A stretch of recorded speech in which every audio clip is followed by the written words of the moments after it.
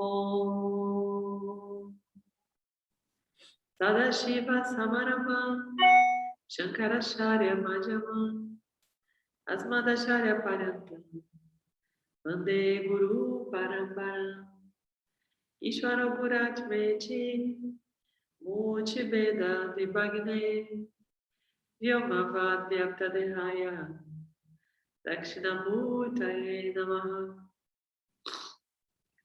Sarva Vedanta Siddhanta Gocharam Tamagocharam Govindam Paramananda Satguru Prantoshma Om Shanti Shanti Shanti Om. Namastê, gratidão pela presença de vocês essa noite. Então a gente dá continuidade nessa sanga ao capítulo 9, ainda estamos falando de Dharma, e para quem está acompanhando aqui o livro físico, então a gente vai dar continuidade na página 134, no subitem culpa. As necessidades do todo, entre aspas, estão sempre manifestadas em meu ambiente particular. Eu sempre estou em um mundo de objetos aparentemente sencientes, os jivas, e objetos obviamente não sencientes, a matéria. Eu uso este ambiente para obter o que quero. Ao mesmo tempo, o ambiente tem suas próprias necessidades. Se eu sou marido e pai, minha família representa as necessidades do todo. A unidade familiar se encaixa dentro do quadro geral. Ela é a expressão da necessidade universal de viver e de ser feliz. Se volto para casa após o trabalho e ligo a TV para relaxar e ignoro meus filhos, estou colocando minhas necessidades à frente das necessidades de meus filhos, que é uma violação do Dharma. O ego irá justificar isso de várias maneiras. Eu suei e ralei o dia todo, girando as rodas do comércio para prover minha família e mereço relaxar. Mas não vou relaxar, porque o Dharma está embutido em mim. Sentirei culpa. Culpa é uma das emoções mais perturbadoras e precisa ser purificada, se quisermos que o corpo sutil seja digno de investigar. A culpa nasce das violações do Dharma. Vou fazer uma pausa aqui para trazer outras vertentes que a gente tem visto aqui nos nossos estudos, né? E então, no estudo do Kriya Yoga e no estudo da Glória, a gente ouve muito essa fala sobre a culpa. Segundo o Vedanta, esse caminho, né, de autoconhecimento, a culpa é justamente a ferramenta que vai projetar uma realidade de sofrimento. Ela é uma das ferramentas capazes de transformar o paraíso no inferno. Então, céu e inferno são estados de consciência. E dentro desses estados de consciência, a culpa é uma das mais perturbadoras e determinantes para que a gente projete esse lugar de sofrimento, de culpa mesmo, né? Porque o lugar de culpa é o lugar de sofrimento, é o lugar de remoer, de se magoar, de se cobrar. Então, em todas as vertentes, a gente ouve muito falar sobre isso, sobre esse elemento culpa na construção e na projeção das nossas realidades aparentes. Por isso que a gente precisa o tempo todo olhar para o Dharma situacional. Então, para a gente não violar o Dharma, a gente precisa saber interpretar esse Dharma situacional, que é o Vishesha Dharma. Né? Então, aqui, continuando, o que o nosso amigo James diz. Vishesha Dharma é um assunto delicado. Precisamos olhar para o significado da palavra todo, entre aspas, né? Nesse contexto, porque ela é um termo relativo. No caso de um indivíduo na Alemanha naquela época, a sociedade era o todo, mas a sociedade da Alemanha era apenas uma sociedade na ordem social mundial, que é controlada por Ishvara. Quando o todo, entre aspas, alemão, surgiu contra o todo total, também entre aspas, porque tudo isso é realidade aparente, tá? As necessidades de liberdade do próprio campo dármico superaram as necessidades alemãs de poder e de controle. Quando o Dharma familiar entra em conflito com o Dharma da sociedade na qual ela vive, ele ficará subordinado, porque as necessidades do todo vêm primeiro. A lei de domínio eminente ou a ilegalidade da poligamia são um exemplo. Então, o que ele está dizendo aqui? Não adianta eu querer submeter a minha pequena esfera, a minha microesfera, num lugar, ou ao contrário, não adianta eu querer submeter a macroesfera à minha microesfera. Né? Então, não adianta eu querer que a sociedade se submeta às minhas regras, ao meu estilo de vida, às minhas decisões. E por quê? Porque sempre existe um círculo dentro de um círculo, dentro de outro círculo, dentro de outro círculo, né? Ou seja, é uma microesfera envolvida de uma esfera maior, de outra esfera maior. E essas esferas precisam ser consideradas nas nossas tomadas de decisão, né? Então, não adianta, por exemplo, nesse caso aqui que ele deu o exemplo do pai, né, que chega em casa e tal, depois do trabalho, esse mesmo pai, ele poderia violar o Dharma de outras milhares de formas, como acontece muito na sociedade, né? Várias violações de dharmas aí, através da violência, ele poderia chegar e simplesmente, ao invés de se abster de carinho, de atenção para os filhos, ele poderia utilizar da violência de descontar nos filhos as frustrações do dia, né? E a violência contra a criança, ele poderia descontar na esposa, a violência contra a mulher, são violações, né, legais, inclusive, da sociedade. Então, não adianta eu achar que dentro da minha casa eu posso fazer qualquer coisa e violar outras regras, né, os dharmas universais. Então, nesse caso, é a não violência, né, que é o dharma, o primeiro dharma. E existem N maneiras da gente violar o Dharma, olhando para as nossas necessidades pessoais. Eu acredito que todas as maneiras têm vínculo com as nossas, o nosso olhar egocentrado. Né? Então, quando a gente olha só para o que a gente necessita, só para as nossas prioridades, a tendência de violar o Dharma é muito grande. Então, quando a gente caminha o caminho da yoga, né, que é a união com o todo, o que a gente está fazendo? A gente está justamente se dispondo realmente a servir o todo, a servir o maior número de pessoas possível, né? A violar menos Dharma possível, porque nós somos falíveis e nós violamos Dharma nas pequenas coisas, né? Da mesma maneira que a corrupção acontece nos pequenos atos, né? Não existe só... Tudo que é grande também é pequeno. A gente olha por exemplo, o Brasil sendo o país da corrupção. Corrupção é uma violação do Dharma, né? Porém, essa corrupção ela não acontece somente nessa esfera, né, estratosférica, que a gente vê sair do jornal de vez em quando, escandalosa, né? A grande corrupção ela provém das pequenas corrupções.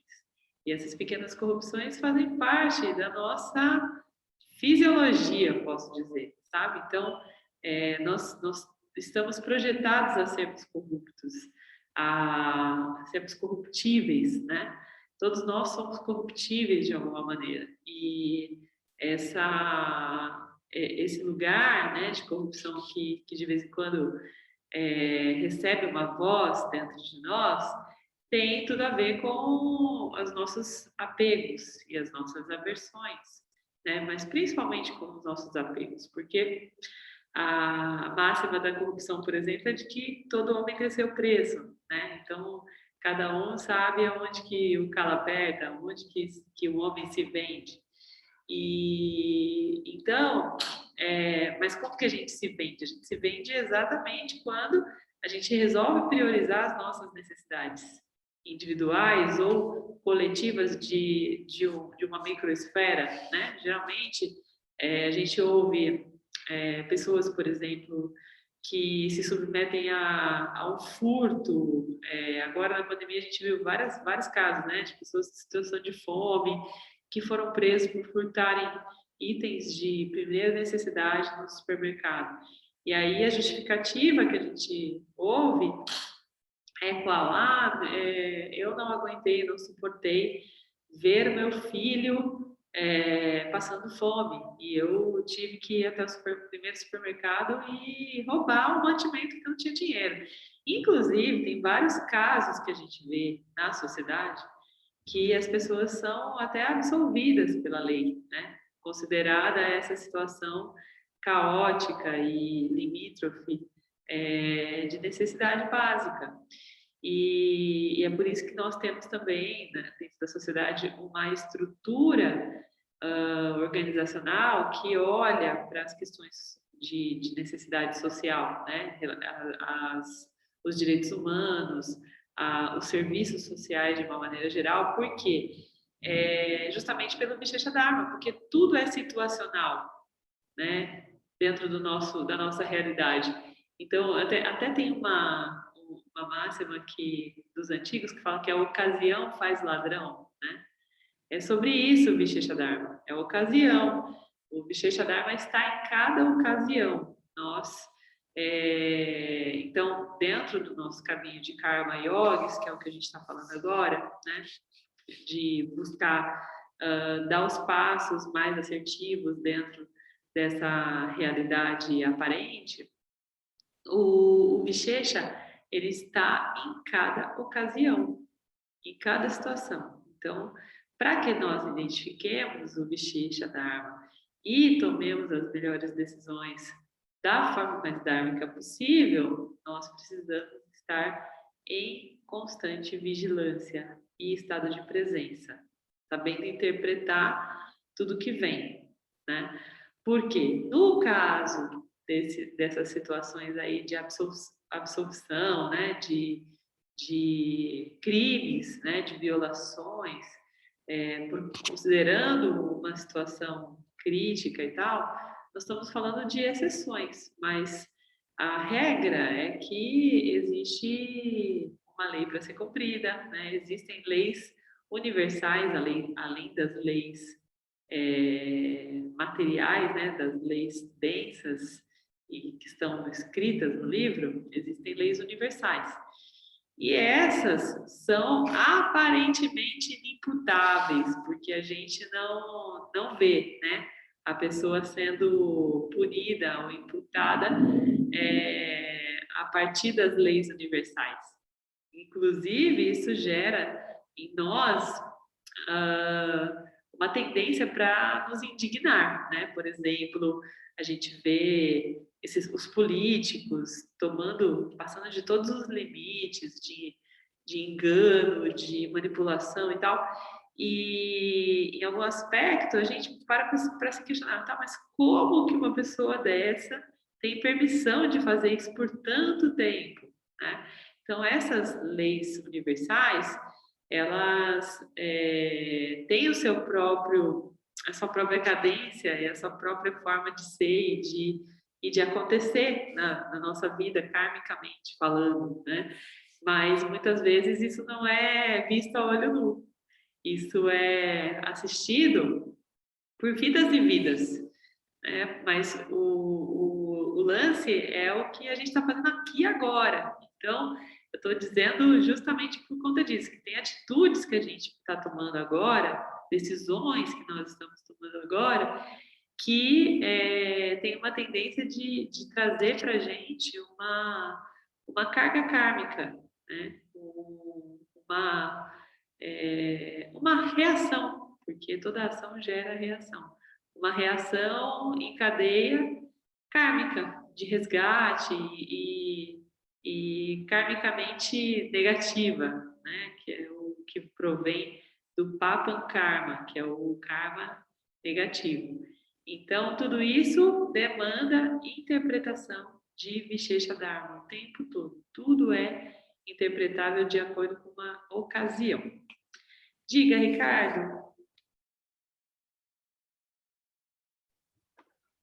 Thaís, eu tenho a impressão, referente à culpa, né, que ela é de uma forma, eu estou sentindo de uma forma muito involuntária.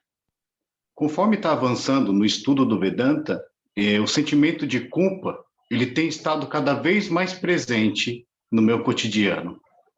E no momento que você estava comentando isso, inclusive eu gostaria que você comentasse essa passagem, que eu já veio a imagem, sabe, o arquétipo de Jesus Cristo sendo crucificado, dois bandidos, um psicopata e o outro falando, poxa, sabe, me leva contigo, me desculpa, eu estou totalmente arrependido, né? E essa culpa, você vê que não é forjada, é uma coisa involuntária. Você poderia comentar um pouco referente a essa passagem? Sim, sim, lógico.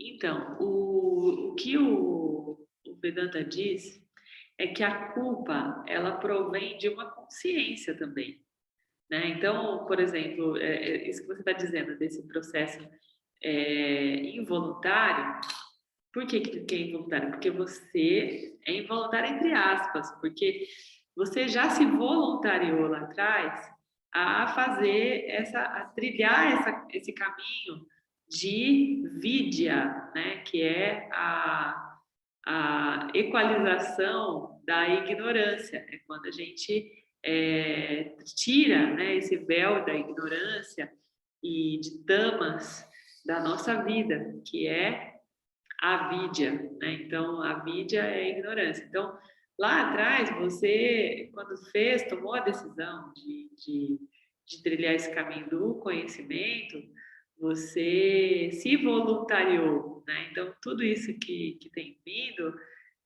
inclusive a culpa, ela é de alguma maneira um produto dessa investigação que você tem feito sobre a sua vida. Então, se você tem sentido mais culpa do que quando você começou o estudo, por exemplo, significa que você está mais aberto e atento para esses aspectos adármicos que aparecem na sua vida, né?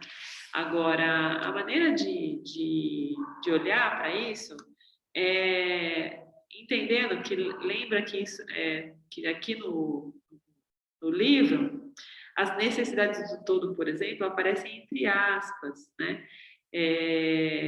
Quando ele coloca várias pessoas, várias vezes o todo entre aspas, porque tudo é relativo, tudo tem a ver com a realidade que a gente está vivendo. Então, quando a gente traz a culpa, a gente está geralmente se identificando com o complexo corpo-mente, né? E a culpa, de alguma maneira, ela nos coloca num estado de arrependimento. Então, olhando para essa passagem bíblica, né, que você acabou de citar, de Jesus e os ladrões, o que aconteceu ali? Jesus é o próprio arquétipo de vidya, de de consciência, né? De luz, de conhecimento. Então, diante daquele arquétipo, os ladrões que estavam em plena ignorância, né? Inclusive, quando ele fala do psicopata, isso é muito expressivo, porque o que é a psicopatia nesse caso? É uma deficiência, né, bioquímica mesmo, de estrutura fisiológica, onde o psicopata ele não tem uma atividade de uma região cerebral que é da amígdala, né, que traz essa capacidade de ter empatia. Então, o que ele estava mostrando ali naquela passagem? Que até mesmo aquele que estava deficiente dessa capacidade, né? Ele não tinha oportunidade de exercer essa empatia por conta de uma deficiência estrutural, bioquímica, até esse conseguiu sentir empatia e se arrepender. Né? Então, ali ele estava mostrando o poder dessa figura, né? Desse arquétipo, desse avatar chamado Jesus, e o quanto ele tinha de fato a capacidade de transformar os seres e de curar os seres. Então, o psicopata ele só conseguiria se arrepender e ter empatia real se ele se curasse. Né? Então, ali naquele momento, ele se curou diante de Jesus. E, a partir disso, com as faculdades mentais recuperadas, ele conseguiu ter acesso à consciência. Né? Tanto que a gente fala sobre isso aqui, né? Das qualificações do ser e tudo que a gente precisa percorrer para poder ser um buscador qualificado, né? E uma dessas questões é estarmos dentro desse contexto do Vedanta funcionais, né? E um psicopata, nesse caso, é disfuncional. Então, ele coloca dessa maneira, de uma forma muito contundente, esse poder de cura, né? E aí, a culpa, nesse caso, o que acontece nesse episódio especificamente, né? Dos ladrões e da crucificação. A crucificação de Jesus, inclusive a gente fala muito disso aqui em casa. O Mário muitas vezes brinca, ele fala assim, brinca entre aspas, né? Ele fala assim, olha, a gente está na terra que crucificou Jesus. Você acha o quê? Que tá fácil viver aqui, né? Então, quando ele quer mostrar, né, a realidade de avidia que a gente está se relacionando aqui o tempo todo, né? Se relacionando, ele usa esse exemplo. Várias vezes ele fala sobre isso aqui em casa. Por quê? É justamente essa avidia que colocou Jesus na cruz. Né? É muita ignorância colocar Jesus na cruz, crucificar Jesus, né? Que Jesus era justamente o contrário de avidia. Ele era exatamente o arquétipo do conhecimento, né? Que ele mesmo, desde o início, disse: conhece-te a ti mesmo e conhecerás a mim, né? Porque ele queria que a gente entendesse que nós somos o ser. Aham, Brahmasmi, Tatuamasi, né? Então, o que Jesus disse é equivalente a Tatuamasi, dentro dos Mahavakyas do Vedanta, né? Dos Vedas. Tatuamasi você é isso, você é o ser também. Né? Então, é só você se conhecer que você vai perceber que você também é o ser, né? E então, o que restou, né? Voltando no contexto ali, restou o arrependimento, porque naquele momento eles não tinham tempo de acessar todo esse conhecimento. Só que eles, de alguma maneira, tiraram o véu da ignorância diante da potência de Jesus, né? Desse arquétipo, de tudo isso que ele representava. Então, ali deu-se a impressão de que eles foram inclusive, liberados, né? Que eles se iluminaram, porque eles realmente entenderam o que era o amor e a cura e o poder, né, do conhecimento. Só que, como está no contexto ocidental e uma outra abordagem, não tem como a gente afirmar isso, né? Mas o que supõe é isso, de que eles realmente reconheceram o tamanho da ignorância que eles praticaram durante a vida, né? Então, é um fenômeno natural a culpa. Ela acontece enquanto a gente está identificado com o complexo corpo-mente, né? E aí, qual que é aqui o antídoto, né, para essa culpa? É a gente saber identificar quais são as ações, a prática, né, que vai nos livrar desse sofrimento que provém da culpa, mas principalmente entender que o ser, ele não fez nada, ele não está fazendo nada, porque ele está acima desse complexo corpo-mente, né? Então, é justamente o ser que está nos revelando essa mazela do complexo corpo-mente. Então, se a gente está tendo a oportunidade de identificar isso nessa jornada, durante essa jornada, é justamente porque nós somos o ser, nós estamos tendo esse acesso a essa fonte de conhecimento e esse processo é divino, né? Ele é incrível. Então, quanto mais a gente souber olhar para o ser que somos, mais acolhimento a gente vai ter, mais misericórdia, mais compaixão do nosso complexo corpo-mente, né? E aí, mais atitudes assertivas e dármicas a gente tende a tomar para nos livrar dessa samsara, né? Dessa roda viva que nos coloca no estado de sofrimento. Tá? Então, eu acredito muito nisso, da gente saber olhar, mas entender que, diferente dos ladrões, nós estamos olhando a tempo para tudo isso. Né? Nós não estamos pregados numa cruz, embora nós estejamos carregando cada um a sua cruz, né, kármica, mas nós estamos diante de uma jornada voluntariamente. Então, lá atrás, né, quando você decidiu se voluntariar, seu corpo sutil falou para você que estava pronto para se voluntariar para essa investigação, você automaticamente já trouxe toda essa abertura para estar vivendo o que você está vivendo hoje. Né? Então, tudo isso faz parte de um processo que foi voluntário da sua parte, né? De se abrir para essa realidade. E então é só olhar, entender e acolher para que você tenha capacidade de tomar outras decisões, né? Que te livrem dessa culpa. Da semana passada para cá, a sincronia começou, né, com a postagem do Renan de uma obra de arte do robô puxando o rodo.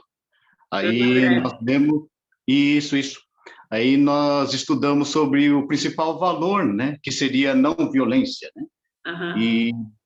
E quando eu comecei a reparar na não violência, na autoviolência, né, que eu impunho referente a mim, né, fico olhando para mim e sendo violento comigo, falo, poxa, o que que eu vou reverberar através dessa violência, autoviolência, né?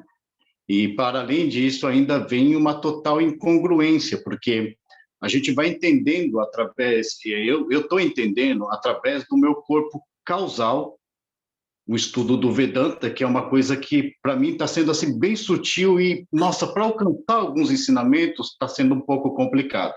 Só que, a partir do momento que eu consigo trazer para o meu entendimento dentro desse meu corpo causal, ele começa a se tornar uma verdade em mim. E quando eu entro em congruência com essa verdade, eu não consigo agir diferente, eu olho e falo assim, poxa vida, estou repetindo esse padrão, né? Mas isso aí é ao longo do total ensinamento do Vedanta. Ele vem trazendo muitas coisas que, né, eu cometo rotineiramente, né? Então, vira e mexe, eu observo e falo, vixe, né? Isso daqui é o essencial para você entender o Vedanta, para você se desapegar desse corpo causal, dessa coisa que você está com você, e para dar um passo à frente, né? Então, a culpa ela veio aumentando cada vez mais conforme, através da semana passada, né?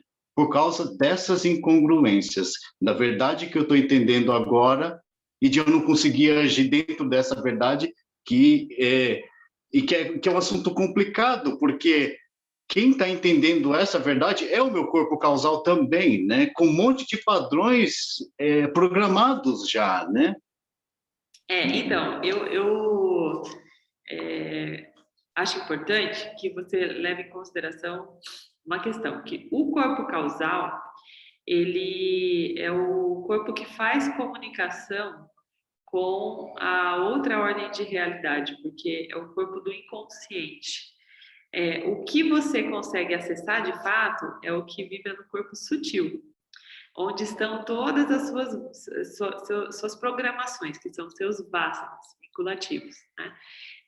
O corpo sutil é aquilo que você consegue acessar durante os sonhos e durante o seu sono e até através da mente. Tudo que chega até a mente chega através do corpo sutil, porque o corpo causal ele não traz nada à tona diretamente. Você não acessa seu corpo causal, tá? Ele está sempre no lugar inacessível, que é o inconsciente.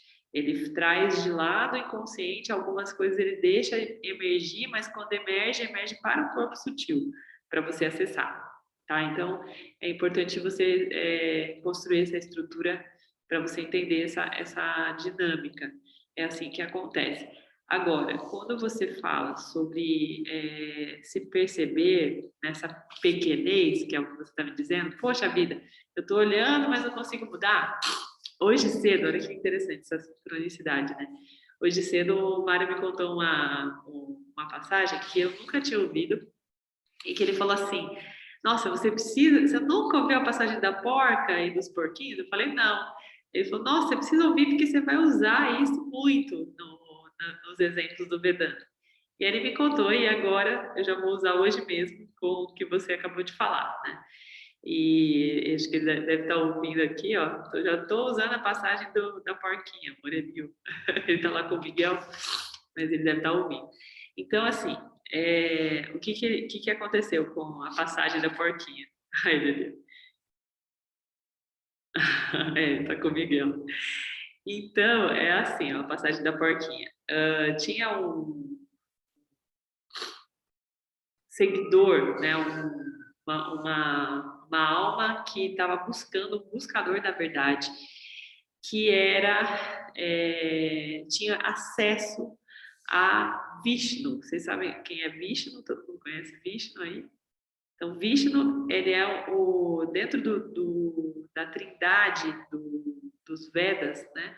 Vishnu, ele é o mantenedor. Então, o mundo, segundo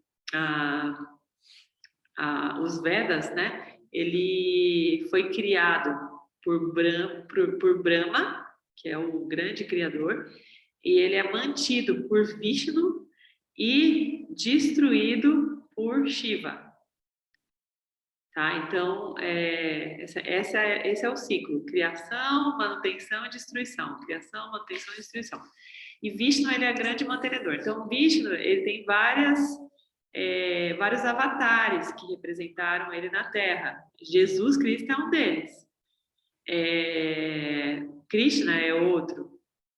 Brahma é outro. Né? Então, tiveram vários avatares que vieram ao longo da história aqui fazer essa manutenção da Terra. E então, Vishnu, né? Ele tinha esses súditos, né? Pessoas que já tinham entendido essa verdade da realidade aparente e seguiam e tinham acesso, então, a Vishnu diretamente. Um deles, que era muito venerável, ele chegou para Vishnu e falou: Nossa, é muito. Quando a gente se reconhece o ser, né? Quando a gente sabe que a gente é o ser, a gente não deveria mais se identificar com esse complexo corpo-mente, né? E aí Vishnu falou: Não deveria mesmo. Daí ele falou: Não, mas alguma coisa tinha que ser diferente lá na Terra. porque é muito fácil se identificar com isso. E aí o Vishnu duvidou. Ele falou assim: não, então vamos combinar o seguinte. Eu quero te mostrar que não é assim, não, que é muito simples a gente deixar de se identificar com o complexo corpo-mente. Então vamos fazer assim, vamos combinar. Eu vou descer para a Terra como uma porca. Então eu vou encarnar, né, numa forma de porco, de porca, no caso, e eu vou manter a minha consciência de que eu sou ser. E eu vou mostrar para você que eu sou ser mesmo sendo porca. Só que é assim, se acontecer de eu esquecer, depois de um ano, você chega no meu ouvido e fala Tatuamasi, que é você é aquilo, né? Ou Aham Brahmasmi. Então eles fizeram o combinado de ele falar o Mahavakya para. Ele falou que daí na hora que você falar, vai me lembrar e aí eu saio do corpo e volto, né? E lembro que eu sou o ser. Foi o combinado. E aí Vishnu encarnou na Terra como uma porca. E aí esse súdito ficou observando o comportamento de Vishnu, né? E ele pensava, bom, a hora ele vai se revelar a Vishnu, não vai ser essa porca com esses comportamentos de porca, né? Todos os dias. E ficou todo dia observando, observando, observando, até que chegou no dia final, né? No último dia do ano. E aí ele falou, bom, não aconteceu nada de diferente. Até agora, Vishnu não foi porca, né? Como se comportou como porca. E aí ele pegou e chegou no ouvido de Vishnu e falou, né? Tatuamasi. E aí ele respondeu, não, eu não posso ir, olha esse monte de porquinho mamando em mim, se eu for, eles vão morrer de fome e tal. Vishnu, né? Então, Mário me contou essa história e falou assim, meu, se Vishnu se perdeu na forma da porca, você calcula nós, né? A gente está muito, muito ferrado, né? Ou seja, até Vishnu já se identificou com o complexo corpo-mente. Quem somos nós, né, para achar que a gente não vai se identificar? E isso é uma passagem que, segundo o Mário, já foi contada várias vezes. Eu não sei onde é que eu estava, acho que meu corpo sutil não me deixou acessar essa passagem, né? Nunca tinha ouvido. E agora eu vou contar para todo mundo essa história, né? Porque me deu um alívio. Falei, até Vishnu já quis ser porca, né? Que veja eu no meio dessa lamaceira toda, né? Patinando aqui de vez em quando. Tá tudo certo, né? Então, eu sinto que eu tenho visto também, né? Dos movimentos dos outros mestres, que a gente tem estudado as biografias e tal, que é muito natural essa identificação com o complexo corpo-mente, sabe? O próprio James, ele falava bastante, o autor desse livro, né? Falava bastante, até as últimas vezes que a gente ouviu, sobre a identificação que ele tinha e teve por muito tempo com o padrão da escassez. Então, todos nós, de uma maneira maior ou menor, porque isso tem muito a ver com a nossa trajetória, né? Quantas vezes a gente já encarnou, tudo que a gente já passou, os níveis de registros kármicos que a gente já teve, a gente escolhe algumas valas aí para tombar, para cair de vez em quando, né? Cada um tem seu conjunto de valas e geralmente são diferentes, né? Então a nossa conversa aqui em casa, minha do Mário, tem sido muito sobre isso, sobre as valas que a gente anda caindo de vez em quando, né? Por conta dessas identificações. E no nosso caso, meu e do Mário, nossos lugares de lama são distintos. Então, eu consigo, por conta disso, enxergar os dele e ele enxerga os meus. E isso é muito legal, porque a gente consegue trazer, né, de uma forma construtiva, se a gente não for obviamente, adármico, né? Se a gente estiver sempre nesse lugar de de acolhimento, de não violência, a gente consegue olhar com clareza e mostrar com clareza sem ferir o outro. Mas de vez em quando a gente não está na nossa melhor forma, né, satívica, e aí a gente traz às vezes de uma forma contundente, apontando, né? Ainda assim, sempre tem um que está mais satívico que o outro e a gente consegue construir uma discriminação sobre isso, né? Então, é uma troca bem legal. Eu incentivo muito essa partilha, sabe? Eu acho muito legal, Ricardo, você ter trazido isso, porque essa é a realidade de todos nós. Não tem como a gente se apartar dessa realidade. Caso contrário, não estaríamos aqui na Terra, né? Então, aqui a gente está em pé de igualdade e vivendo esses dramas oníricos que são diários. Isso faz parte dessa estrutura, né, da Terra. Então, é natural que a gente, o tempo todo, enrosque, né, se enrosque nessa teia de mitiar, que é uma teia de engano, de identificação, enfim, de ilusão, né? E, por exemplo, tem gente que está aqui pela terceira vez fazendo acompanhamento do livro e está sendo super produtivo, porque cada vez a gente vai olhando os padrões de uma maneira diferente e tendo oportunidade de identificar. Eu, sinceramente, acredito que essa jornada é infinita, e dura pelo menos essa vida toda, sabe? Até o nosso último suspiro, isso vai acontecer. Então, eu acho que vale a pena a gente olhar para isso com mais leveza, sabe?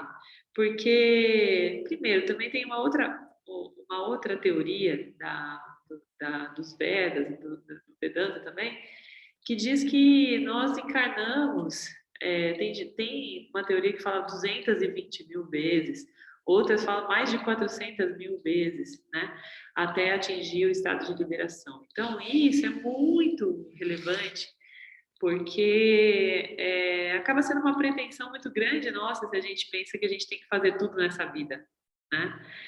E, ao mesmo tempo, os astrólogos védicos, né, os diotes, eles dizem que quando a gente chega a ter acesso a esse conhecimento, que é o Vedanta, significa que a gente já está no caminho de volta à essência, sabe? Então, significa que a gente já fez o caminho de ida, de identificação, de desejos da matéria e tal, e a gente já cansou dessa brincadeira e já entendeu que isso é infrutífero, sabe? Eu acho que isso é uma boa notícia, né?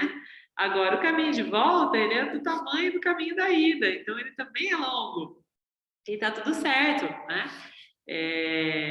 Então, eu penso que também essa questão da opressão, da cobrança, da autocrítica, vem sempre de um padrão, né? E acho que a gente já teve conversas assim em outras ocasiões, que você fala muito sobre a sua linhagem ancestral, né? Que vem de padrões mentais, de crenças, sobre essa alta performance, né? Essa coisa da perfeição, do perfeccionismo e tal. Então, isso também está gravado no seu corpo sutil, de alguma maneira, né? E te coloca mais nesse estado da autocobrança e da própria culpa. Mas tudo isso são elementos que fazem parte dessa tarefa, né? Dessa força-tarefa que vale a pena você empreender de enfraquecendo, né, esses padrões, essas programações que são os vasanas. Então, você tem vasana por perfeição, por perfeccionismo, né? Então, é só mais um vasana que te coloca nessa tendência de se reprovar e de se culpar, né? Mas é só mais um padrão, sabe? Então, olhar para esses padrões e reconhecer a humanidade que existe neles e que é inerente a eles é uma forma de tornar tudo mais leve, eu acredito, sabe? Então, esse é um dos exercícios que você pode trazer. Tem pessoas que são o seu extremo oposto, que não conseguem ver isso com seriedade ou com responsabilidade, né? E tampouco identificar esses padrões, né? Tem gente que afirma com veemência que é perfeito, que está aqui na Terra a passeio mesmo, porque se voluntariou para dar uma volta por aqui, né? Tem gente que realmente acredita isso. Então, tá tudo bem também, né? Tá cada um dentro da sua capacidade de percepção mesmo, né? Das coisas. Eu sinto isso, sabe? Eu sinto que faz parte aí do seu conjunto de vasanas que te coloca nessa condição. Mas a hora que você começar a internalizar mesmo essa questão do Aham Brahmasmi, de que você é o ser, de que você se desvincula desse complexo corpo-mente, naturalmente essa culpa vai perdendo força. É um processo gradual e natural, sabe?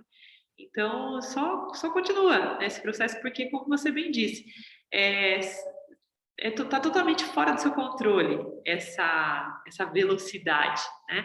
O que você pode fazer, o que está realmente ao seu alcance, é a exposição ao conhecimento. Então, quanto mais você expõe sua mente ao conhecimento, mais o seu corpo sutil vai ser trabalhado a respeito disso, né? Então, fazer essa sadhana e honrar essa sadhana diária, esse conjunto de exercícios aí, é o que te cabe. O restante, a gente não está no controle mesmo, né? Não tem como a gente dar um forward, né? Apertar lá no controle para ir rapidinho o processo, porque não rola, simplesmente. Então, só deixa ser, né? E contempla, porque você já está nesse estado de contemplação. Se você está entrando nessa condição de se culpar e tal, significa que você já saiu do estado de escuta, né? É, absorção do conteúdo para a contemplação, ou seja, você já está conseguindo identificar claramente isso nos seus padrões cotidianos, né? Isso é uma boa notícia.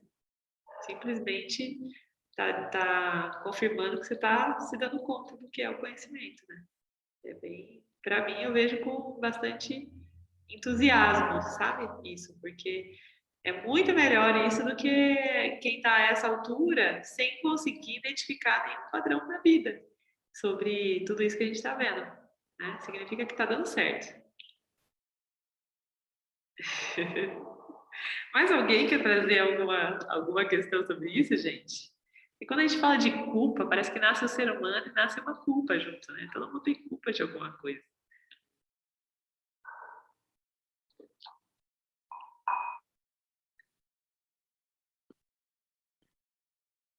Não? Que bom! Só ficou você de culpado aqui, Ricardo, essa noite. O restante está com a consciência muito tranquila. Isso é ótimo também. Na verdade, não, né? Só que não, né, Eu já Elisa? tive eu já tive muito essa fase da culpa, assim, ainda de vez em quando ainda ela vem, sabe? Mas o identificar a Vassana, sabe, no dia a dia, ai, de novo, você tá fazendo isso, Elisa, né? Mas hoje está mais leve, sabe? Dá risada da situação.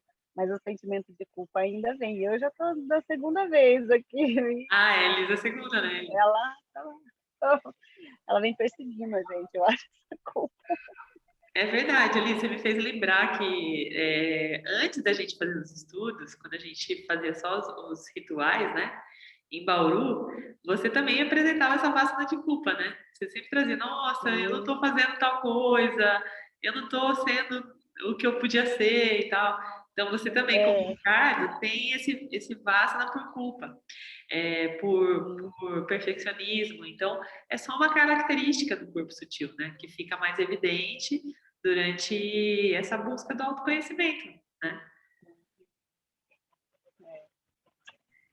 Mas vai melhorando, assim, Vai, sabe? Hoje vai eu melhorando. tá bem melhor do que antes, assim, esse sentimento de culpa era nossa, né?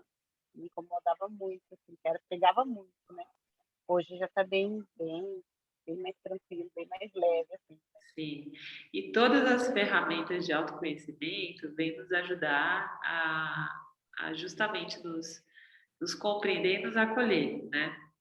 Até vocês estão falando de culpa, eu lembrei que eu estou fazendo agora o processo, estou no final do processo do mapa védico, né? Do mapa astral védico, que é interpretado através dos Vedas. Então, a pessoa que faz, né, fica 12 anos estudando, é uma coisa muito profunda. E, para vocês terem uma ideia, já recebi 39 vídeos de interpretação do meu mapa védico. E faz quase 3 meses que eu estou nesse processo, né? E por esses dias aí eu recebi um que, gente, me colocou no lugar, assim, que foi quando eu entendi quem eu sou, né, enquanto ser também, como que eu estou fazendo essa passagem, em que lugar que eu estou. E entender esse lugar me trouxe um monte de recordações de passagens dessa vida ainda, que eu me culpei muito, porque eu me achei muito estranha, sabe, perto das outras pessoas, porque eu tenho Vassana por comparação também, né?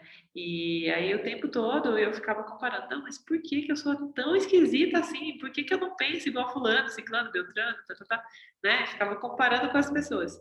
E aí quando ele me colocou clareza esse lugar que eu tô, o que isso representa e tal, eu falei, caramba, eu precisava mandar esse vídeo para todas as pessoas me entenderem, porque nunca ninguém me entendeu.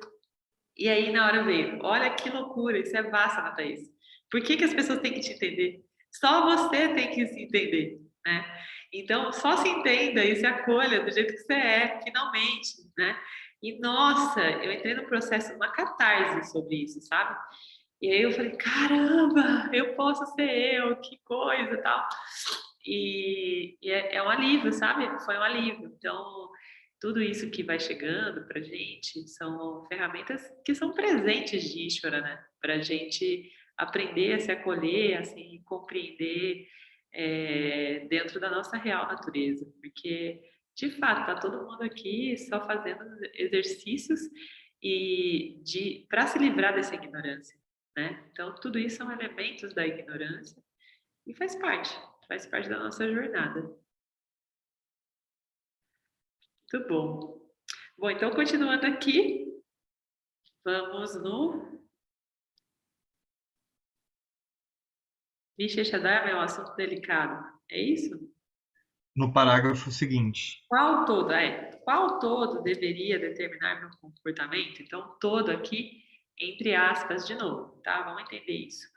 O governo americano parece propenso às guerras periódicas. Devo pagar meus impostos e apoiar essas guerras? Quais guerras são dármicas e quais não são? Olha que dilema, gente. Você não pode argumentar que toda guerra é adármica, porque quando a Dharma atinge certo nível, ele sempre entra em conflito com o Dharma. Quando forças adármicas na cultura mundial atingem certo nível de poder, uma guerra mundial ocorre. Um equilíbrio razoável entre Dharma e Adharma é restabelecido. O karma dármico nunca perece, porque ele é eterno. Mas as forças do Dharma e a Dharma estão em contínuo conflito e, portanto, a mente humana está sempre em conflito. Olha só, é tudo que a gente está falando, né? Não tem jeito, gente, é uma condição daqui da Terra. A gente vai estar sempre em conflito, tá? Uma vez que todos os seres vivos, não humanos, seguem seus programas, não há implicitamente Dharma para eles, mas, devido ao livre-arbítrio, os humanos podem pensar e, portanto, estão sujeitos ao Dharma e a Dharma. Compreender Dharma e Karma é de fato difícil, porque a linha que os separa nunca está completamente clara. Às vezes, boas ações produzem consequências ruins e, às vezes, más ações produzem consequências boas. Visto do ponto de vista da consciência universal, não há ações ou consequências boas e más, somente o eterno jogo de dualidades. É sempre uma soma zero, ele está querendo dizer aqui, né? Enquanto for dualidade, a soma é zero. Tudo que está dentro de um aspecto dual tem esse resultado, soma zero. O Vishesha Dharma, a aplicação de Samanya Dharma para a vida diária, lembrem de Samanya Dharma? Todo mundo lembra o que significa Samanya?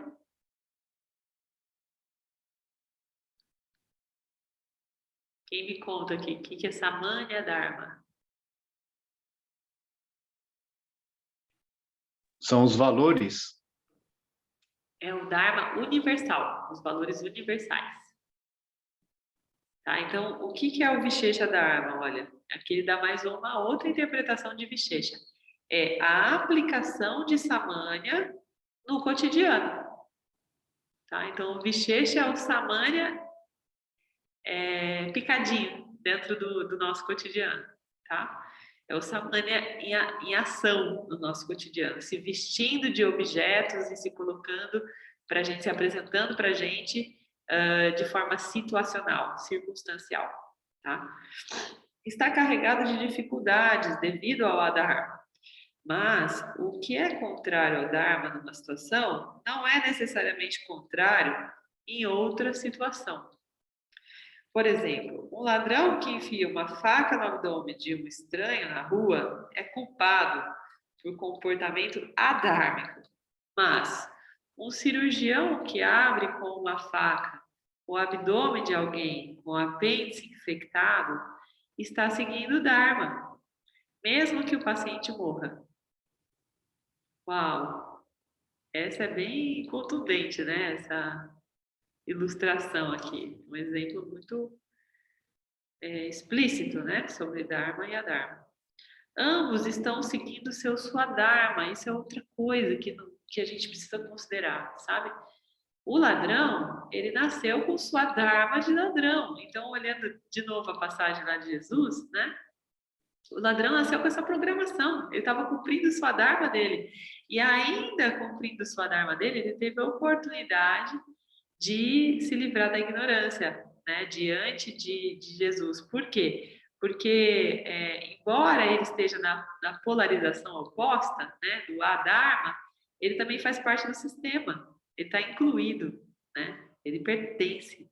Então, tudo que é do lado oposto, né, o lado, como é que é? O lado negro da força, o lado oposto da força, o Cris que gosta do Star Wars, né, Cris?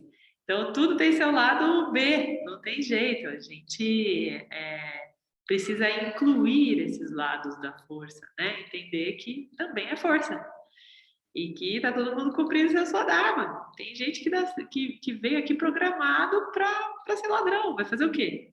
Né? Como que a gente... E é por isso que a gente muitas vezes manifesta incompreensão e até aversão.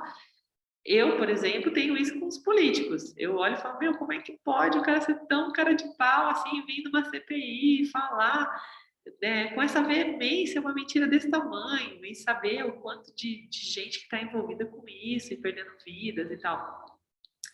Eu ainda tenho uma incompreensão sobre isso, né? Só que no passado, isso me fazia chorar de indignação. Hoje não faz mais.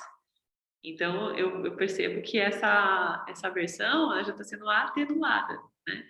E, inclusive, hoje eu entendo por que lá atrás eu chorava, porque isso faz parte da minha natureza, que o meu mapa védico me trouxe, né? Como que eu reajo a certas situações que são coletivas, principalmente.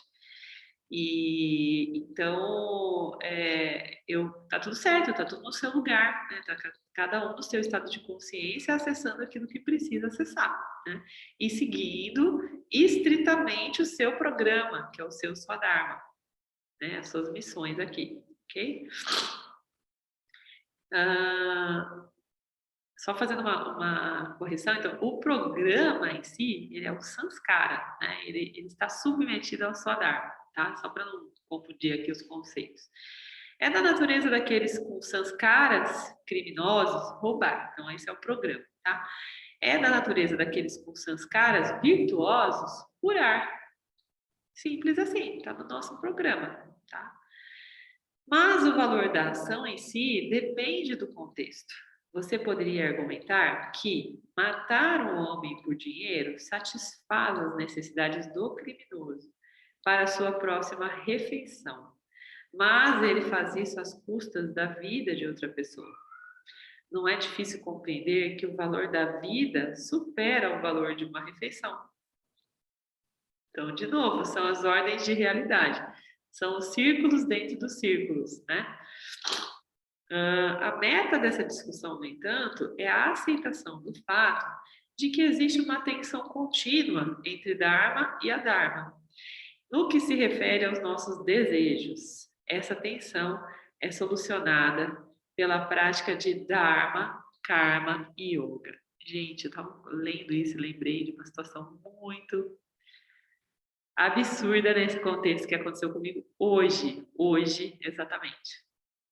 Eu tenho uma certa aversão que eu preciso cuidar sobre a questão do agronegócio no Brasil, né? Então, toda vez que eu ouço agronegócio, eu fico arrepiada, assim, eu falo, meu Deus do céu, porque o Ricardo, que é japonês, né, que tem essa linhagem, ele sabe o quanto os japoneses têm outro valor para a terra, para a agricultura, né, a nossa cultura é uma cultura muito pobre, muito ignorante sobre os valores da terra, né? Então, a gente que está vinculado ao movimento xamânico, aos valores da terra, a gente sabe o que está sendo feito com a terra, né? Estão jogando veneno e destruindo tudo e pensando só nas grandezas, né? E aí eu estava ouvindo, sem querer, o Miguel apertou lá um botão, ele estava assistindo desenho e aí entrou no negócio lá acho que era do Senado, não sei, estava ouvindo uma coisa e aí o apresentador falou assim: então, diante de toda essa coisa do dólar alto e essas situações difíceis que o Brasil está passando, temos orgulho de dizer que o agronegócio prosperou e ele bateu recordes de não sei o quê. Gente, na hora que eu ouvi isso, eu falei, mereço, né? Ouvir essa notícia. Que dureza, né? A gente sabe as custas do que esse agronegócio está prosperando e batendo recordes, né? Tá, corta a cena. Depois do almoço, eu tinha marcado com uma pessoa, amiga, que trabalha com investimento, linhas de investimento, né? E ela se tornou minha gerente, ela cuida de umas coisinhas minhas lá que eu coloquei para investir. E ela virou e falou assim: ai, Thaís, nossa, então, eu quero te apresentar. Tem um investimento que é muito melhor para você, olhando que você não vai querer pegar esse dinheiro daqui a um ano, e que vai render quase o dobro do que você está rendendo hoje. Tal. Aí eu olhei e falei: olha, que legal, tá bom, né? Me fala então como é que chama. Chama LCA. Aí eu falei, LCA, bacana, nunca ouvi falar dela. Ela falou assim, são, como é que é?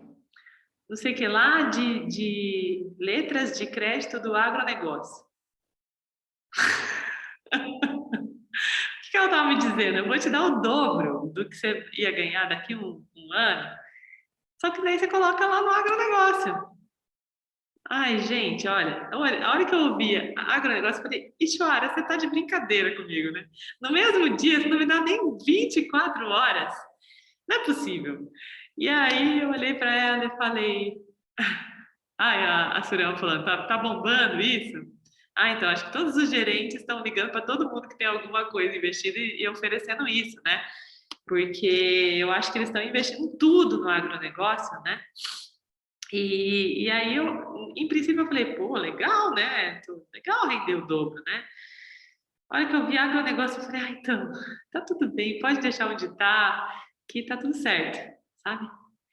E dentro de mim, aquele padrão, né, de escassez, de, você vai tá perdendo metade que você poderia ter, eu tive que administrar, porque isso é Vishesha Dharma.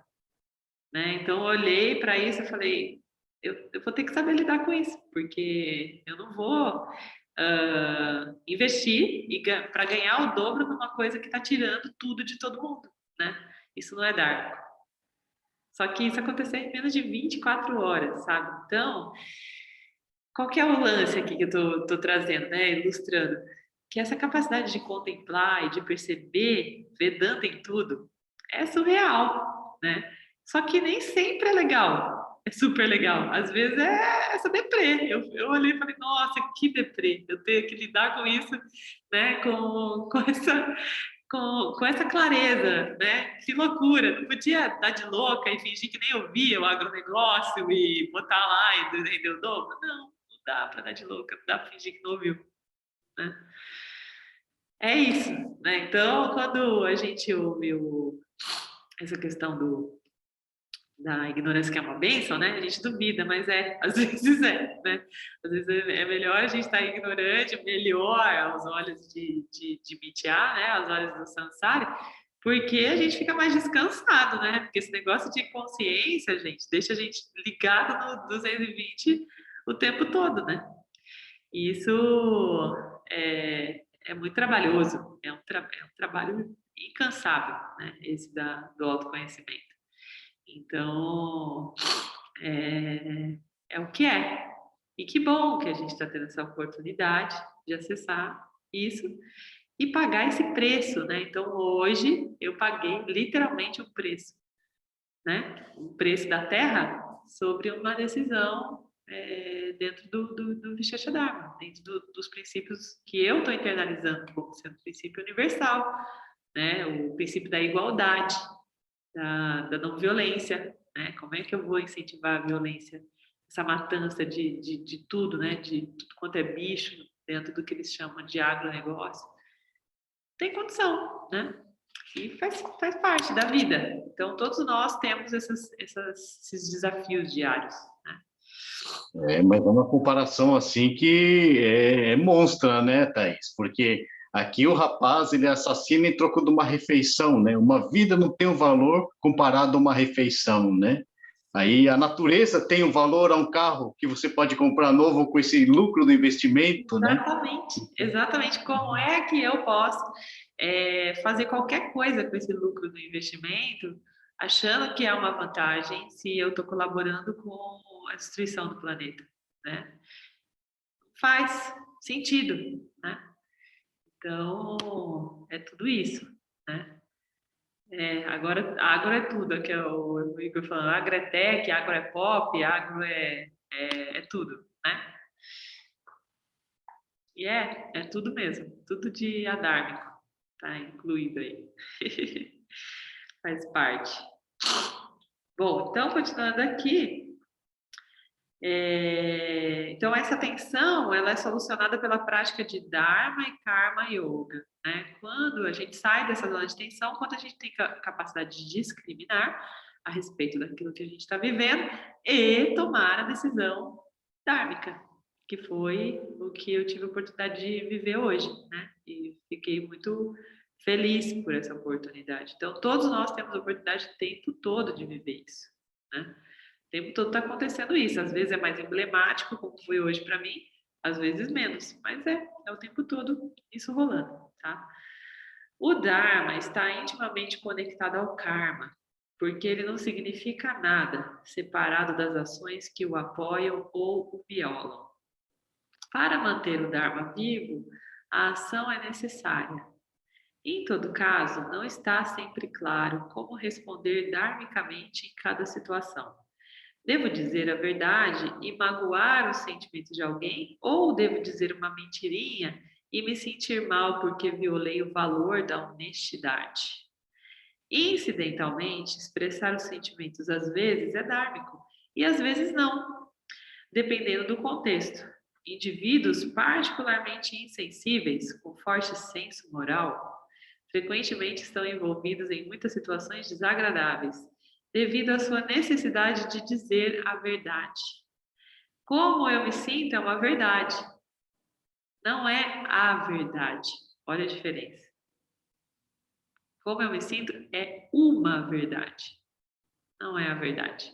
Porque tudo que está vindo a partir do meu complexo corpo-mente é uma projeção de uma verdade, que não é absoluta. Lembrei agora, minha mãe deve lembrar, quando eu comecei a trabalhar com ela, minha mãe trabalhou por muitos anos com vestido de noiva, né? E eu era muito nova, tinha 13 anos, e aquela fase, né, da adolescência, assim, sericida, aí as mulheres iam lá provar os vestidos, e elas falavam assim, nossa, não ficou bom, né? Daí eu falava, nossa, não mesmo, ainda bem que você percebeu. E a minha mãe olhava para mim e falava, meu Deus do céu, fica quieta, menina, não precisa falar isso. Só fala que pode ter outros modelos. Minha mãe sempre foi muito boa, né, nesse aspecto da mentirinha, que é menos a Dark, que é a cara dela. E aí ela me pegava na curva e falava, você para de falar isso, não tem necessidade, fala de outra maneira. Tem outros vestidos aqui que a gente vai colocar que vai ficar melhor, né? E aí eu comecei a aprender sobre essas regrinhas aí do Bochecha Dharma com a minha mãe, viu, mãe? Gratidão por isso. Coitada, né? Cada uma que ela teve que enfrentar, imagina, uma adolescente sincericida. Passamos, ó. Olha só a diferença. Valeu a pena, mãe, você me ensinar lá atrás. Mas era muito bom, né? Foi muito bom. As pessoas gostavam muito de você. Aliás, elas tinham preferência, né? Elas gostavam de pedir a sua opinião, tá vendo? Só desde aquela Quem época gostava de você despertava sinceridade. uma confiança. Tem isso, né? Tem a É, questão da confiança. mais confiável. É. Porque é chato também, né? O outro lado, quer dizer, pelo menos para mim, que eu gosto muito desse lance da honestidade. É chato quando a gente vai num lugar para provar uma roupa e a gente sabe que não tá boa e a pessoa tá falando que tá boa só para você levar. A gente sente também esse outro lado, né? Então, acaba que você se sente mal também. Fala, meu, não tem nada a ver, tá nítido, né? Que a pessoa está forçando e falando. E esse mundo que a gente está vivendo, esse mundo especialmente do marketing, das vendas, tem muito disso, né? Que você não sabe, você não consegue confiar no que a pessoa está falando, porque tudo tem a ver com o nível de interesse, né? O conjunto de interesse que está. Isso é só uma amostra do que acontece na Terra. Tá cada um projetando o seu interesse o tempo todo, né? É a sua visão também. Exatamente. Eu só vou comentar uma coisinha aqui, que eu estou tirando o vídeo, porque fica recortando o que você fala, entendeu? Eu acho que Por isso que eu estou deixando sem. seu sinal não deve estar muito bom, mas É. fica melhor mesmo quando tira. Por isso que eu tiro, viu? Mas estou aqui, ó, estou ouvindo tudo certinho. Mas eu Estou juro que eu não falei de aprendendo. propósito, só para saber se você estava dormindo ou não, viu? Eu contei. Não, eu sei, claro. Mas olha, eu vou só complementar aqui. Cada vez que a gente retoma esse livro, né, e um capítulo e volta a estudá-lo, você aprende muito mais. É incrível a quantidade de detalhes que está vindo dessa vez. Eu já estou compreendendo de uma outra forma. Sim. Né? Está Sabe sendo que muito bom repetir. Tem a ver também com a forma que a gente vai conduzindo a própria leitura, né? Porque o primeiro estudo foi um estudo muito mais breve. Agora, por exemplo, hoje a gente tinha 2 páginas para falar, a gente nem acabou ainda. Tem dia que a gente aprofunda em vários aspectos e exemplos, e tem dia que a gente acaba passando mais, né? Mais conteúdo. E se permitir isso é legal também, porque daí traz essa quantidade de exemplos práticos, né, que ajuda no Mana depois. E por mim, eu vou falar desse livro o resto da vida, assim, porque toda hora eu tô aprendendo uma coisa nova. É incrível, incrível mesmo. E se tiver outra turma, eu vou estar novamente com vocês. Vai ter, logo vai ter outra. E também está dando estudar o Gita, né, com a Glória. Uhum. Está sendo muito bom também. Já dá uma outra compreensão desse livro aqui, entendeu? Sim. Daqui a pouco ótimo. A galera daqui também vai conseguir acompanhar lá, né? A gente vai abrir outra turma do Gita daqui a pouco também. Que bom. É isso. Então, vou tirar de novo aqui para eu poder acompanhar vocês. Gratidão. Então, continuando aqui. Oi, Cris. Posso só ver se eu entendi corretamente essa questão do Dharma situacional, do Vishesha Dharma, Aham, né? Pegando carona na questão da roupa e do agronegócio, tá. né? A sua ação foi dármica a partir do seu ponto de vista, porque você tem uma visão e um entendimento do que é o agronegócio. Uma outra pessoa que tem uma outra visão, um outro entendimento, né? E ele faz um investimento no agronegócio lá, né? Ele também está sendo dármico. É isso? Por De isso que é acordo. difícil a questão da roupa, a mesma coisa. Aham. Se eu Sempre vou de acordo com o nível de consciência dele. da pessoa. Então, é por isso que não tem a dualidade, senão seria dual, Exatamente. né? Se é É por certo ou isso que ele errado. está falando aqui, ó. Como eu me sinto é uma verdade, não é a verdade. Então, o Visheshadharma é justamente sobre isso, você saber interpretar a sua verdade diante da verdade. E eu sei, por exemplo, por que eu tomei essa decisão? Porque, para mim, hoje o agronegócio viola o princípio de não violência, porque eu, Thaís, tive a oportunidade de conhecer esse princípio, essa lei universal. Tem muitas pessoas que não sabem sobre esse princípio e que muito menos correlacionam, mesmo os que sabem, têm dificuldade de correlacionar esse princípio com, por exemplo, a matança e o consumo de carne, né? Então, acaba que, né, para essa pessoa que não consegue correlacionar, internalizar isso como uma verdade, ela está investindo no agro como algo que ela acredita que seja bom, é a verdade dela. Tá? Então, acho que o vídeo do Cris travou, mas ele deve estar ouvindo. Me avisa aí se você ouviu, Cris. Seu vídeo está travado, mas eu vou continuar lendo aqui. A gente pode voltar a hora que você conseguir voltar, tá bom? Então, aqui, ó. Pessoas cujas mentes estão sob feitiço de tamas normalmente querem uma fórmula para a vida. Gente, lembra sobre o feitiço de tamas? O que é isso, né? O Cris voltou aqui. Caiu seu vídeo, acho que caiu sua conexão. E agora você está sem áudio. Caiu a conexão. Uhum. Mas Então, é interessante... não, só termina lá para... é isso. Então, o Dharma situacional ele tem muito a ver com a nossa capacidade de interpretar o campo, entende? E não existe a verdade absoluta. Existe a verdade que a gente tá desenvolvendo aqui ao longo dessa passagem, de acordo com aquilo que a gente tem permissão de acessar, né, e de interpretar. É o que o pessoal comentou no começo, né? A Elisângela, acho que a Surama também, sobre a gente ter esse entendimento da gente mesmo, né? Assim, é acolher a nossa verdade. E isso é o mais desafiador, porque parece que a toda hora a gente está tendo consciência de que um monte de programação foi colocada, o que é certo, o que é errado, e com hoje o acesso à informação, esse certo e errado ficou muito relativado, e a gente fica no meio deste fogo cruzado. Uhum. E é um exercício da gente se firmar naquilo que eu entendo, na minha verdade, Sim. e aprofundar essa conexão, para que eu possa efetivamente estar sendo dharmico. Sim. Porque eu estou fazendo aquilo que eu acredito, é isso. Exatamente. Então, quando a gente faz o que a gente acredita, a gente... não tem aquela massa que fala ladrão que rouba ladrão tem 100 anos de perdão, né? Tem gente que realmente acha que é dármico. Fala, ele é um ladrão, então eu vou pegar o dinheiro dele porque eu posso. Porque ele roubou, então eu vou roubar dele para restituir o Dharma, né? Para restabelecer. Cada um tem a sua maneira de interpretar, né? E todos nós somos falhos em alguma parte da história, porque a gente não tem a visão do todo. Se a gente tivesse, a gente não estaria aqui, a gente já teria se iluminado, né? Então, a nossa visão é sempre parcial, é sempre restrita àquilo que o nosso corpo sutil está conseguindo enxergar. Então, assim, aí eu ia usar o segundo exemplo da roupa, né? Uhum. Então, se eu vou numa loja e não me preocupo em pegar a opinião do vendedor, né?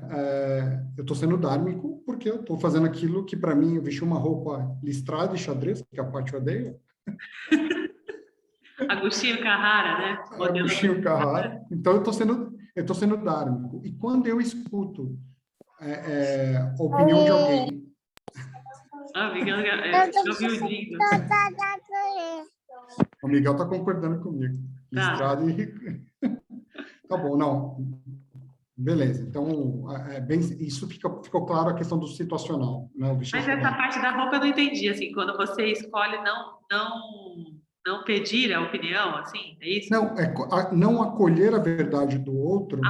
Sim. Dentro né? Às vezes a gente faz isso para ser delicado, gentil com a pessoa, né? Eu não estou sendo dármico. Tem isso também. Né? Então, assim, eu Seria comprei hoje... para agradar a vendedora, porque ela falou que estava bonito, mas desde o começo eu não achei bonito. Geralmente as pessoas do signo de Libra fazem isso. Eu não sei se tem algum libriano aqui, mas os librianos, eles são assim. Uma amiga minha uma vez falou isso, falou, então eu comprei porque a vendedora falou que estava tão lindo, mas eu nunca achei lindo. E aí eu nunca usei. Você quer usar? Quer para você? Eu achei a coisa mais doida. Mas assim, cada um... A Tati está aqui. Tati, você já comprou uma peça de roupa de alguém só para agradar, sem acreditar que estava bom em você? Porque... claro, né? Não, peça de roupa não, mas quando o pessoal da Claro me liga, às vezes eu fico no telefone só porque eu fico com dó. Aí eu fico conversando e falo, não, eu não compro as coisas, mas às vezes eu fico assim, hoje eu fiquei maior tempo, uns 10 minutos que a mulher me oferecendo TV, daí eu falei, deixei ela falar tudo, eu falei, moça, mas eu não assisto TV, esse negócio não vai ser bom. Não, mas não sei o que, eu falei, não, moça, tá tudo bem, eu te ouvi, tá tudo certo, mas eu não assisto, gratidão. Libra é assim. Então, acontece, né? Mas a gente fazer umas coisinhas para agradar o outro. Isso é dármico também, né, gente? É dármico também. Eu sou do tipo que...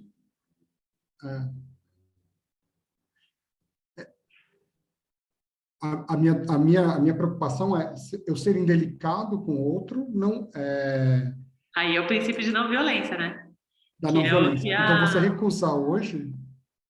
Você recusar você foi dármica, mas o como você fez é o que determinou. Exatamente. E é sempre quando sobre eu vou isso. no banco e eu quero fechar uma conta. Isso. Sim. Tá, entendi. Então, o que aconteceu, né? Eu deixei claro, eu falei, olha, eu agradeço, mas isso vai contra os meus princípios morais, éticos, e eu tenho algumas questões aí com essas políticas do agronegócio, então eu prefiro olhar outras soluções. Se você tiver outras soluções para me apresentar, eu estou aberta também para fazer essa mudança, mas dentro daquilo que é congruente com o que eu acredito, entendeu? Eu acho que isso é legal, assim. Agora, também não cabe, né, a gente fazer uma discussão política e querer brigar com o cobrador do ônibus que a passagem aumentou, né? Que nesse caso seria uma discussão vazia, né? Então, é sobre isso, a gente saber conduzir. Thaís, posso falar uma coisa engraçada? Pode. Sobre brigar com o motorista do ônibus? Eu fui fazer auditoria pela FAB, lá no HC, e entre um instituto e outro eu vou a pé para o motorista que me leva a não ficar tendo que ficar se deslocando. E aí eu tô saindo, atravessando a rua para ir para o Incor, e aí o moço olhou para mim e começou a gritar que era impossível viver num país que não se pode comprar 1 quilo de carne. Então. Olhando para mim. E assim, né, como se eu fosse a representação, sei lá do quê, porque eu estava fardada. Aí eu falei para ele assim, moço, eu concordo com você, mas eu não posso falar nada. Tchau. E ele ficou todo mundo olhando, tipo, você não vai fazer nada? E esse governo que está destruindo o país, esses militares. E eu falei, isso mesmo, eu não posso falar nada. E ele ficou indignado comigo, que eu não sabia nem o que estava acontecendo, eu só peguei o quilo de carne a R$50 e eu virei podia, né, eu acho em outras situações, então eu fui bem fofinha, né, bem bonitinha. Moço, não posso concordar com você nem discordar, mas é mais ou menos por isso aí mesmo, né, não vou carregar a sua cruz, porque né? Não É pode. isso, cada um, né? Fazendo a sua trajetória. E nem carne você come, né, Eli? Não? Eu falei pra ele, eu também não como carne. Então, Tudo certo. a moça que trabalha aqui com a gente, né, que ajuda a gente aqui na rotina, ela falou, nossa, tá sendo ótimo aqui aprender as receitas de vocês, porque tá difícil comprar um pedaço de carne, né? Então, agora eu já tô apresentando pro meu marido, ele tá adorando aqui as últimas, fiz grão de bico para ele adorou. Você tá vendo, ó, vai arrumando outras soluções, né? Para não sofrer com essas opressões. Eu conversando com a minha amiga, ela falando de mercado, que ela gasta não sei quanto, não sei quanto, não sei quanto. Falei, como você gasta? Quase o dobro. Ela tem um filho, tudo bem, né? Aí ela falou, como que você gasta tão pouco? Eu falei, eu não compro carne, né? Então, faz toda a diferença, né?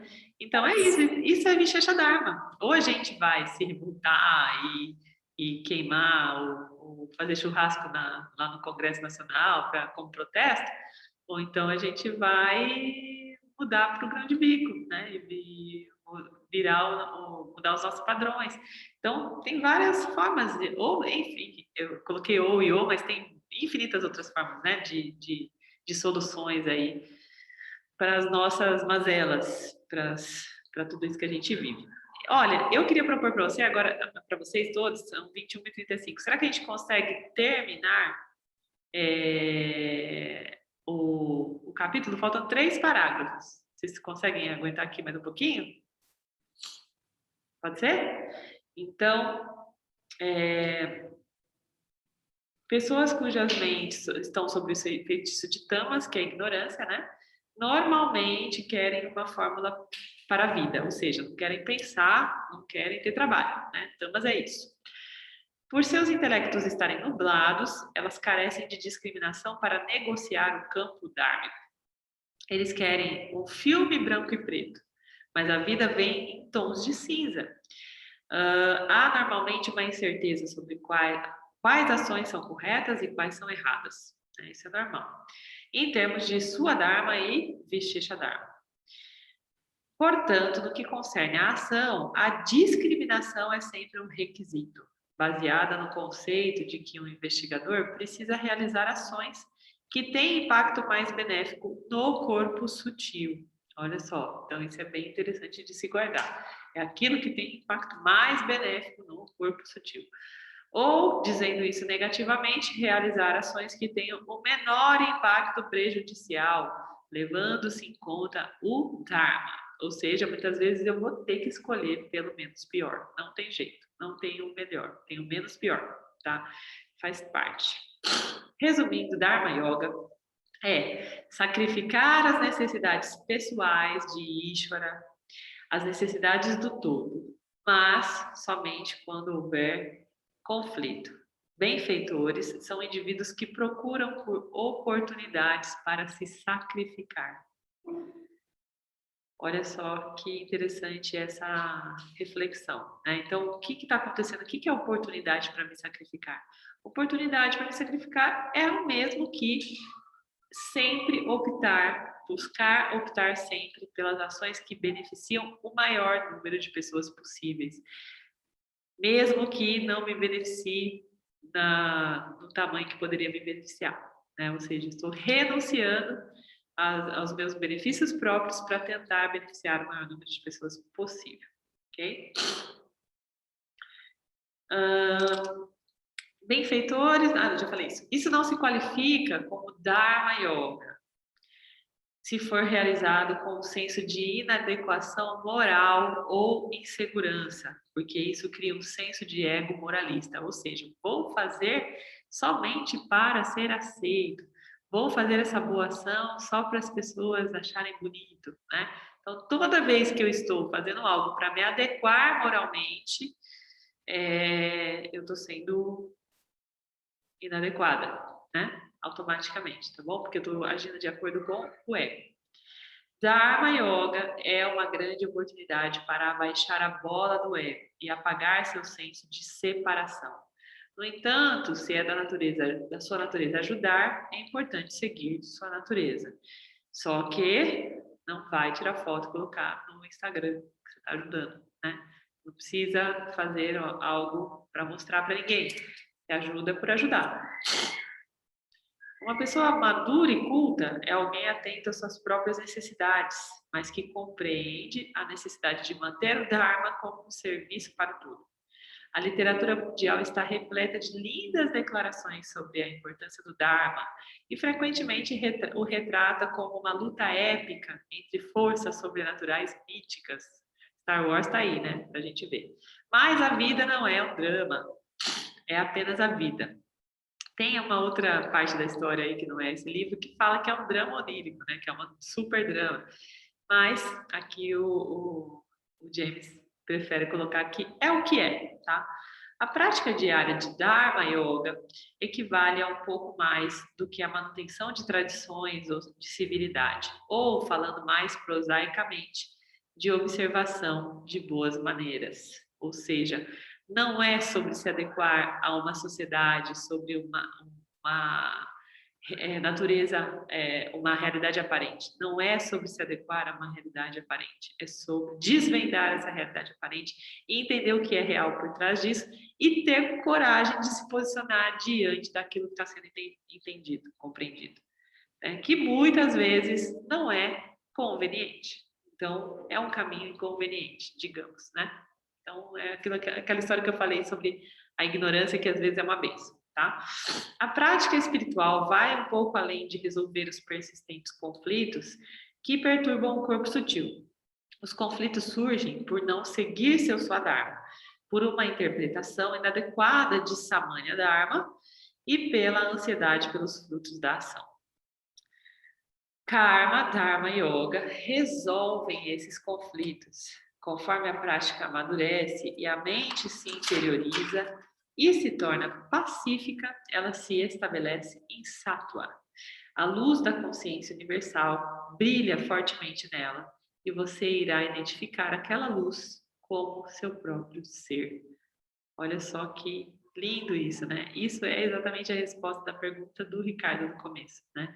Então, quando você se livra desse resultado da ação e de todo esse peso, né, do corpo sutil, você entra no estado pacífico, ou seja, de paz interior, de shanti, né, que eles chamam.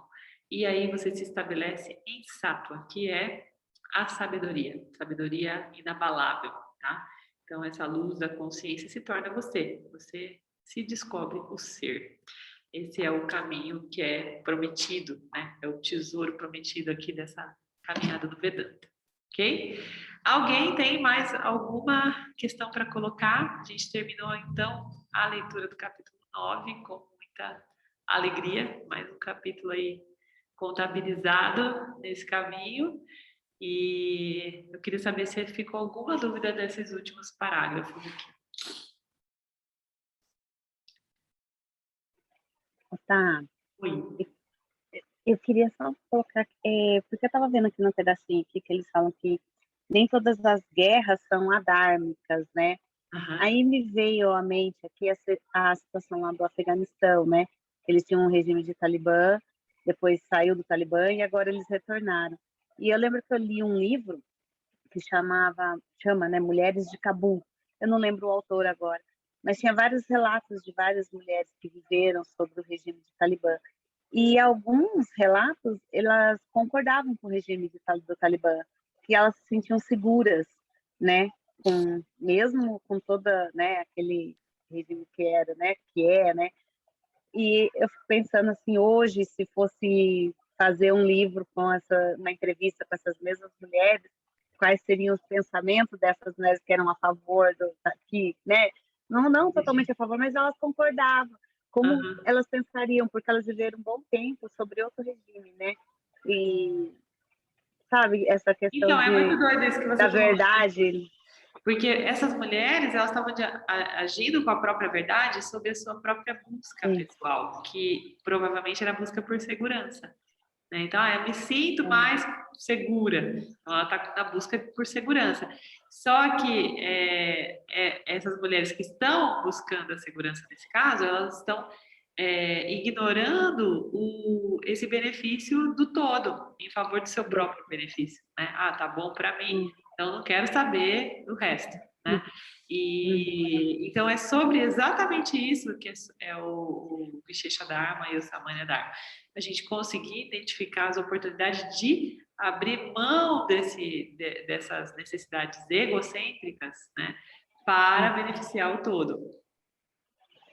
Tá? Então, quando a gente fala sempre aqui, né, vem sempre o assunto da carne, porque é sobre isso. A maioria das pessoas que eu conheço e conversa falam, não, eu simplesmente me desliguei disso quando eu me dei conta do impacto que isso causa, mas não que eu não gostasse do sabor, né, de me deleitar. Então, é uma questão de sacrifício, né? Eu vou abrir mão disso porque eu entendo que esse deleite que eu tenho sobre isso tem um impacto geral que invalida esse deleite para mim, dentro do meu conjunto de ideias e de valores, né? Então é o mesmo padrão que você está falando, né? Se essas mulheres têm consciência daquilo que está além delas, elas podem discordar sobre esse regime. Só que enquanto elas estiverem concentradas olhando para as necessidades individuais e buscando segurança, que é a primeira busca básica, né? Aí fica difícil, realmente fica fácil concordar com esses regimes, né?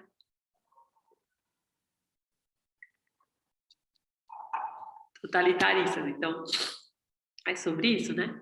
A vida é sobre isso. Então, aqui nessa busca do Vedanta, a gente está tendo a oportunidade de olhar de uma maneira não egocentrada para as coisas e para a vida. Ok? Mais alguém?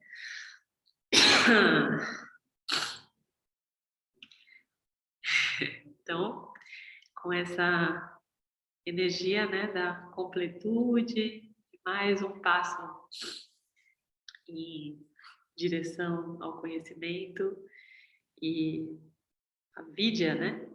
E mais um passo distante de avidya, da ignorância. Nós finalizamos essa noite, trazendo também a nossa plenitude através do mantra Purnamada.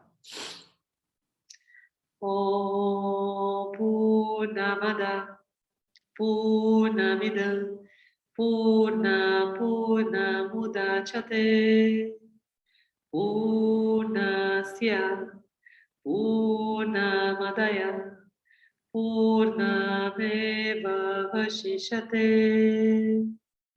Om Shanti Shanti Shanti. Gratidão a todos vocês.